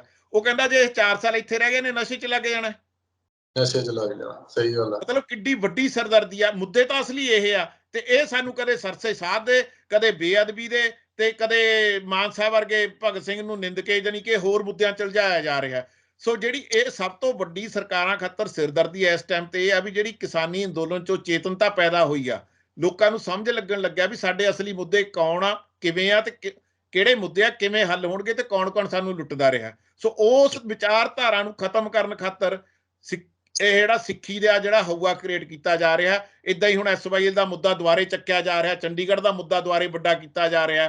ਇਹ ਜਾਣੀ ਕਿ ਉਦਾਂ ਹੀ ਨਹੀਂ ਮਤਲਬ ਹੋ ਰਹੇ ਜਿਹੜੇ ਫੈਸਲੇ ਹੋ ਰਹੇ ਆ। ਇੱਕ ਤਾਂ ਸੈਂਟਰ ਆਪਣਾ ਕਬਜ਼ਾ ਕਰਨਾ ਚਾਹ ਰਿਹਾ, ਇੱਕੋ ਮੁੱਦਿਆਂ ਦੇ ਆਧਾਰ ਤੇ ਪੰਜਾਬ ਦੇ ਵਿੱਚ ਲਹਿਰ ਪੈਦਾ ਹੋਊਗੀ, ਜਿਹਦੇ ਨਾਲ ਕਿ ਜਿਹੜੇ ਅਸਲੀ ਮੁੱਦੇ ਆ ਉਹ ਕਾਰਪਟ ਦੇ ਥੱਲੇ ਚਲੇ ਜਾਣਗੇ। ਜਿਵੇਂ ਕਿ ਸੰਗਰੂਰ ਦੀ ਪਾਰਲੀਮੈਂਟਰੀ ਚੋਣ ਦੇ ਵਿੱਚ ਸਿਮਰਜੀਤ ਸਿੰਘ ਮਾਨ ਬੰਦੀ ਸਿੰਘਾਂ ਦੀ ਰਿਹਾਈ ਦੇ ਮੁੱਦੇ ਤੇ ਜਿੱਤ ਗਿਆ, ਜਦਕਿ ਪੰਜਾਬ ਦੇ ਵਿੱਚ ਹੋਰ ਕਿੱਡੇ ਕਿੱਡੇ ਵੱਡੇ ਮੁੱਦੇ ਸੀ। ਜੀ ਸੁਖਵਿੰਦਰ ਜੀ, ਮੇਰਾ ਆਖਰੀ ਸਵਾਲ ਹੈ ਡਾਕਟਰ ਸਾਹਿਬ ਕਿ ਤੁਸੀਂ ਗੋਲਡੀ ਬਰਾੜ ਦਾ ਜ਼ਿਕਰ ਕੀਤਾ ਸੀਗਾ। ਇੱਥੇ ਲੋਕਾਂ ਦੇ ਮਨਾਂ 'ਚ ਵੀ ਸਵਾਲ ਖੜਾ ਹੁੰਦਾ ਹੈ ਕਿ ਗੋਲਡੀ ਬਰਾੜ ਦੀ ਚਰਚਾ ਤੁਸੀਂ ਕੈਨੇਡਾ ਦੇ ਵਿੱਚ ਇਸ ਤੋਂ ਪਹਿਲਾਂ ਸੁਣੀ, ਜਾਂ ਗੋਲਡੀ ਬਰਾੜ ਦੇ ਨਾਮ ਦਾ ਸ਼ਖਸ ਕਦੇ ਕੋਈ ਸੁਰਖੀਆਂ ਦੇ ਵਿੱਚ ਉੱਥੇ ਆਇਆ ਕਿਸੇ ਕ੍ਰਾਈਮ ਦੀ ਦੁਨੀਆ ਦੇ ਵਿੱਚ, ਜਾਂ ਕੈਨੇਡਾ ਦੀ ਸਰਕਾਰ ਉਹਨੂੰ ਲੱਭ ਕਿਉਂ ਨਹੀਂ ਪਾ ਰਹੀ, ਜਾਂ ਉਹਨੂੰ ਸਾਹਮਣੇ ਕਿਉਂ ਨਹੀਂ ਲਿਆਂਦਾ ਜਾ ਰਿਹਾ? ਕੀ ਉਹ ਵਾਕਈ ਕੈਨੇਡਾ ਦੇ ਵਿੱਚ ਹੈ? ਜੇ ਉਹ ਕੈਨੇਡਾ 'ਚ ਤਾਂ ਉਹ ਕਿਸ ਤਰ੍ਹਾਂ ਦੇ ਕੰਮਕਾਰ ਦੇ ਵਿੱਚ ਲੱਗਿਆ ਹੋਇਆ, ਜਾਂ ਕੀ ਉਹਨੂੰ ਏਜੰਸੀਆਂ ਦੀ ਸਪੋਰਟ ਹੈ ਇੱਥੇ ਰਹਿਣ ਦੇ ਵਿੱਚ? ਪੰਜਾਬ ਤੋਂ ਕੈਨੇਡਾ ਦੇ ਵਿੱਚ ਉਹਦਾ ਪਹੁੰਚਣਾ ਇਹ ਵੀ ਬੜੇ ਸਵਾਲ ਖੜੇ ਕਰਦਾ ਪਿਛਲੇ ਦਿਨਾਂ 'ਚ ਆਇਆ ਸੀ ਕਿ ਲਾਰੈਂਸ ਬਿਸ਼ਨੋਈ ਦੇ ਜਿਹੜੇ ਰਿਸ਼ਤੇਦਾਰ ਨੇ ਜਿਨ੍ਹਾਂ ਨੇ ਇਸ ਵਾਰਦਾਤ ਨੂੰ ਅੰਜਾਮ ਦਿੱਤਾ, ਉਹ ਵੀ ਨਕਲੀ ਪਾਸਪੋਰਟ ਬਣਵਾ ਕੇ ਬਾਹਰਲੇ ਮੁਲਕਾਂ 'ਚ ਜਾ ਕੇ ਬਹਿ ਗਏ ਉਸ ਤੋਂ ਬਾਅਦ, ਤਾਂ ਸਵਾਲ ਇੱਥੇ ਵੀ ਖੜੇ ਹੋ ਜਾਂਦੇ ਨੇ। ਜੀ ਸੁਖਵਿੰਦਰ ਜੀ, ਜਿਹੜਾ ਤੁਹਾਡਾ ਸਵਾਲ ਹੈ ਇਹਦੇ ਬਾਰੇ ਜਾਣੀ ਸਟੀਕ ਜਵਾਬ ਨਹੀਂ ਦਿੱਤਾ ਜਾ ਸਕਦਾ। ਇਹਦੇ ਬਾਰੇ ਕਿਆਸ ਰਾਈਆਂ ਲਾਈਆਂ ਜਾ ਸਕਦੀਆਂ। ਜਿਵੇਂ ਆਪਾਂ ਪਹਿਲੀ ਗੱਲ ਮੂਸੇਵਾਲੇ ਦੇ ਕਤਲ ਬਾਰੇ ਗੱਲ ਕੀਤੀ ਆ, ਲੋਕਾਂ ਦੇ ਵਿੱਚ ਦੰਦ ਚਰਚਾਵਾਂ ਬਹੁਤ ਨੇ। ਦੇਖੋ ਪੰਜਾਬ ਦੇ ਵਿੱਚ, ਆਪਣਾ ਕੈਨੇਡਾ ਦੇ ਵਿੱਚ ਟੋਰਾਂਟੋ, ਵੈਨਕੂਵਰ ਖਾਸ ਤੌਰ ਤੇ ਹੋਰ ਵੱਡੇ ਸ਼ਹਿਰਾਂ ਦੇ ਵਿੱਚ ਗੈਂਗ ਬਣੇ ਹੋਏ ਨੇ, ਪੰਜਾਬੀਆਂ ਦੇ ਗੈਂਗ ਆ ਤੇ ਜਿਵੇਂ ਪੰਜਾਬ ਦੇ ਵਿੱਚ ਆ, ਤੇ ਉਹ ਇੱਥੇ ਜਾਣੀ ਕਿ ਡਰੱਗ ਦੇ ਕੰਮ ਦੇ ਵਿੱਚ ਵੀ ਜੁੜੇ ਹੋਏ ਤੇ ਫੁਕਰੀ ਦੇ ਵਿੱਚ ਵੀ। ਤੁਸੀਂ ਸੋਚ ਸਕਦੇ ਹੋ ਕਿ 10ਵੀਂ 'ਚ ਪੜ੍ਹਨ ਵਾਲੇ ਜਵਾਕ ਨੂੰ ਗੈਂਗਵਾਰ ਦੇ ਵਿੱਚ 10ਵੀਂ 'ਚ ਪੜ੍ਹਨ ਵਾਲੇ ਜਵਾਕ ਨੂੰ ਗੋਲੀ ਮਾਰ ਕੇ ਮਾਰਤਾ ਗਿਆ, 2 ਬੱਚਿਆਂ ਨੂੰ। ਮਤਲਬ ਜਾਣੀ ਕਿ ਇੱਥੇ ਵੀ ਹਾਲਾਤ ਬਹੁਤ ਮਾੜੇ ਆ। ਇਹ ਦੇਖਣ ਨੂੰ ਲੱਗਦਾ ਵੀ ਕੈਨੇਡਾ ਪਹੁੰਚ ਗਿਆ ਤਾਂ ਸਾਡਾ ਬੱਚਾ ਬਹੁਤ ਸੁਖੀ ਹੋ ਜਾਊਗਾ। ਜੇ ਉਹ ਮਤਲਬ ਆਪਾਂ ਦੇਖੀਏ ਵੀ 8ਵੀਂ ਦਾ ਜਵਾਕ ਡਰੱਗ ਓਵਰਡੋਜ਼ ਦੇ ਨਾਲ ਖਤਰਨਾਕ ਸਟੇਜ ਤੋਂ ਮੁੜ ਕੇ ਆਇਆ। ਮੈਂ ਇਦਾਂ ਦੇ ਬੱਚਿਆਂ ਨੂੰ ਜਾਣਦਾ ਤੇ ਮਤਲਬ ਜਿਹੜੀ ਗੱਲ ਇਹ ਆ ਵੀ ਇੱਥੇ ਉਹਦਾ ਕੋਈ ਗੋਲਡੀ ਬਰਾੜ ਦਾ ਕੋਈ ਰੈਕਡ ਨਹੀਂ ਸੀ, ਪਰ ਜਿਹੜੇ ਉਹ ਗੈਂਗ ਸਟੈਬਲਿਸ਼ ਹੋਇਆ, ਜਿਵੇਂ ਪੰਜਾਬ ਆਪਣੇ ਇੰਡੀਆ ਦੇ ਵਿੱਚ ਰਾਜਸਥਾਨ ਵਾਲੇ ਦਿੱਲੀ ਵਾਲਿਆਂ ਦੀ ਮਦਦ ਕਰਦੇ ਆ, ਦਿੱਲੀ ਵਾਲਿਆਂ ਦੀ ਯੂਪੀ ਵਾਲੇ ਕਰਦੇ ਆ, ਯੂਪੀ ਵਾਲੇ ਪੰਜਾਬ ਵਾਲਿਆਂ ਦੀ ਮਦਦ ਕਰਦੇ ਆ। ਸੋ ਉਵੇਂ ਇਹਨਾਂ ਦਾ ਨੈਟਵਰਕ ਪੂਰਾ। ਮੈਂ ਜਿਹੜੀ ਗੱਲ ਪਹਿਲਾਂ ਲੈ ਕੇ ਜਾਣਾ ਵੀ ਜਿਹੜਾ ਰਿਪੂਦਮਨ ਸਿੰਘ ਮਲਿਕ ਦਾ ਕਤਲ ਹੋਇਆ, ਉਹ ਵੀ ਉਸੇ ਢੰਗ ਨਾਲ ਕੀਤਾ ਗਿਆ ਜਿਵੇਂ ਗੈਂਗਵਾਰ ਦੀਆਂ ਸ਼ੂਟਿੰਗਾਂ ਬਾਕੀ ਹੁੰਦੀਆਂ। ਸੋ ਇਹਦਾ ਮਤਲਬ ਜੇ ਉਹ ਗੈਂਗਵਾਰ ਨੂੰ ਇੱਕ ਧੁਰਾ ਕੰਟਰੋਲ ਕਰ ਰਿਹਾ, ਜਿਵੇਂ ਹੁਣ ਲਾਰੈਂਸ ਬਿਸ਼ਨੋਈ ਵੀ ਤਿਹਾੜ ਜੇਲ੍ਹ 'ਚ ਵਿੱਚੋਂ ਬਹਿ ਕੇ ਉਹ ਕੰਟਰੋਲ ਕਰ ਰਿਹਾ ਸੀ। ਸੋ ਜੇ ਉਹ ਤਿਹਾੜ ਜੇਲ੍ਹ ਦੇ ਵਿੱਚ ਬੈਠੇ ਨੂੰ ਫੋਨ ਮਿਲ ਰਿਹਾ ਸੀ ਜਾਂ ਉਹ ਕਿਸੇ ਨਾਲ ਕਮਿਊਨੀਕੇਟ ਕਰ ਸਕਦਾ ਸੀ, ਤਾਂ ਉਹਨੂੰ ਪਿੱਛੇ ਕੋਈ ਬਚਾਉਣ ਵਾਲੀ ਤਾਕਤ ਆ। ਤੇ ਉਹੀ ਤਾਕਤ ਪੰਜਾਬ ਦੇ ਆਪਣੇ ਦੱਖਣੀ ਨਾਰਥ ਇੰਡੀਆ ਦੇ ਗੈਂਗਸ ਨੂੰ ਕੰਟਰੋਲ ਕਰ ਰਹੀ ਆ। ਉਹੀ ਤਾਕਤ ਦਾ ਇੱਥੇ ਦੇ ਕੈਨੇਡਾ ਦੇ ਗੈਂਗਸ ਦੇ ਨਾਲ ਵੀ ਰਾਬਤਾ ਹੈ। ਜਿਵੇਂ ਮੈਂ ਤੁਹਾਨੂੰ ਪਹਿਲਾਂ ਦੱਸ ਕੇ ਹਟਿਆ ਵੀ ਜਿਹੜੀ ਕਨਿਸ਼ਕਾ ਬੰਬ ਕਾਂਡ ਦੀ ਵਿੱਚ ਜਿਹੜੀ ਇਨਕੁਆਇਰੀ ਹੋਈ, ਉਹਦੇ ਵਿੱਚ ਕਿੰਨੀਆਂ ਵੱਡੀਆਂ ਗੱਲਾਂ ਵੀ ਮਿੱਟੀ ਹੀ ਪਾਤੀ ਗਈ, ਵੀ ਸਬੂਤ ਹੀ ਮਿਟਾਤੇ ਗਏ। 210 ਘੰਟੇ ਟੇਪਾਂ ਦੇ ਵਿੱਚੋਂ 150 ਜਾਂ 56 ਟੇਪਾਂ ਡਿਸਟਰੋਏ ਕਰਤੀਆਂ ਗਈਆਂ ਜਦੋਂ ਬੰਬ ਧਮਾਕਾ ਹੋ ਜਾਂਦਾ, ਉਹ ਤੋਂ ਥੋੜੀ ਦੇਰ ਬਾਅਦ। ਸੋ ਇਹਦੇ ਬਾਰੇ ਆਪਾਂ ਬਹੁਤ ਛੋਟੇ ਆ ਜੀ ਇਹਨਾਂ ਗੱਲਾਂ ਕਰਨੇ। ਆਪਾਂ ਕਿਆਸ ਰਾਈਆਂ ਜਾਂ ਲੋਕਾਂ ਦੀਆਂ, ਜਿਹੜੇ ਲੋਕ ਵੀ ਇਹਨਾਂ ਗੱਲਾਂ ਬਾਰੇ ਵਿਚਾਰਦੇ ਆ, ਤਾਂ ਉਹਨਾਂ ਵਿਚਾਰਾਂ ਦੇ ਵਿੱਚ ਲੋਕਾਂ ਦੇ ਵਿੱਚ ਚਰਚਾ ਜ਼ਰੂਰ ਚੱਲਦੀ ਆ ਵੀ ਇਹ ਕੰਮ ਪਿੱਛੇ ਕੋਈ ਅਦਿੱਖ ਤਾਕਤਾਂ ਜਿਹੜੀਆਂ ਇਦਾਂ ਦੀਆਂ ਗੱਲਾਂ ਕਰਵਾ ਰਹੀਆਂ। ਜੀ ਸੁਖਵਿੰਦਰ ਜੀ। ਬਿਲਕੁਲ, ਸ਼ੁਕਰੀਆ ਡਾਕਟਰ ਸਾਹਿਬ, ਬਹੁਤ ਧੰਨਵਾਦ ਤੁਹਾਡਾ। ਸ਼ੁਕਰੀਆ ਸੁਖਵਿੰਦਰ ਜੀ, ਤੇ ਸਾਰੇ ਸਰੋਤਿਆਂ ਨੂੰ ਸਤਿ ਸ਼੍ਰੀ ਅਕਾਲ। ਸਤਿ ਸ਼੍ਰੀ ਅਕਾਲ। ਸੋ ਮੇਰੇ ਨਾਲ ਮੌਜੂਦ ਸਨ ਕੈਨੇਡਾ ਤੋਂ ਡਾਕਟਰ ਹਰਮਨਜੀਤ ਸਿੰਘ। ਕੋਸ਼ਿਸ਼ ਕੀਤੀ ਹੈ ਕਿ ਘਟਨਾਵਾਂ ਵਾਪਰਨ ਤੋਂ ਬਾਅਦ ਉਹਦੇ ਪਰਦੇ ਦੇ ਪਿੱਛੇ ਦੀਆਂ ਜਿਹੜੀਆਂ ਕਹਾਣੀਆਂ ਜਿਹੜੀਆਂ ਛੁਪੀਆਂ ਰਹਿ ਜਾਂਦੀਆਂ, ਜਿਹਦੇ ਵਿੱਚ ਏਜੰਸੀਆਂ ਦੇ ਵੀ ਹੱਥ ਹੋ ਸਕਦੇ ਨੇ ਜਾਂ ਹੋਰ ਗੈਂਗਵਾਰ ਜਿਵੇਂ ਨਾਮ ਦੇ ਦਿੱਤਾ ਜਾਂਦਾ ਬਾਅਦ ਦੇ ਵਿੱਚ, ਬਹੁਤ ਸਾਰੇ ਸਵਾਲ ਖੜੇ ਹੁੰਦੇ ਨੇ ਕਿ ਇੱਥੋਂ ਪੰਜਾਬ ਦੇ ਲੋਕ ਜਿਹੜੇ ਨੇ ਉਹ ਜਾ ਕੇ ਹੋਰਨਾਂ ਮੁਲਕਾਂ 'ਚ ਵੱਸਦੇ ਨੇ ਕਿ ਸ਼ਾਇਦ ਅਸੀਂ ਸੁੱਖ ਸ਼ਾਂਤੀ ਨਾਲ ਰਹਿ ਲਈਏ, ਪਰ ਜਦੋਂ ਉੱਥੇ ਵੀ ਇਹੋ ਜਿਹੀਆਂ ਘਟਨਾਵਾਂ ਜਾਂ ਉੱਥੋਂ ਇਹੋ ਜਿਹੀਆਂ ਖਬਰਾਂ ਸੁਣਨ ਨੂੰ ਮਿਲਦੀਆਂ ਨੇ ਤਾਂ ਕਿਤੇ ਨਾ ਕਿਤੇ ਲੋਕ ਸੋਚਣ ਲਈ ਮਜਬੂਰ ਹੁੰਦੇ ਨੇ ਕਿ ਅਸੀਂ ਆਪਣਾ ਭਵਿੱਖ ਕਿੱਥੇ ਤਲਾਸ਼ੀਏ। ਤੁਸੀਂ ਆਪਣੇ ਵਿਚਾਰ ਕਮੈਂਟ ਜ਼ਰੂਰ ਕਰਿਓ। ਤਖਤ ਪੰਜਾਬ ਨੂੰ ਸਬਸਕ੍ਰਾਈਬ ਕਰੋ। ਮੈਨੂੰ ਇਜਾਜ਼ਤ ਦਿਓ। ਧੰਨਵਾਦ।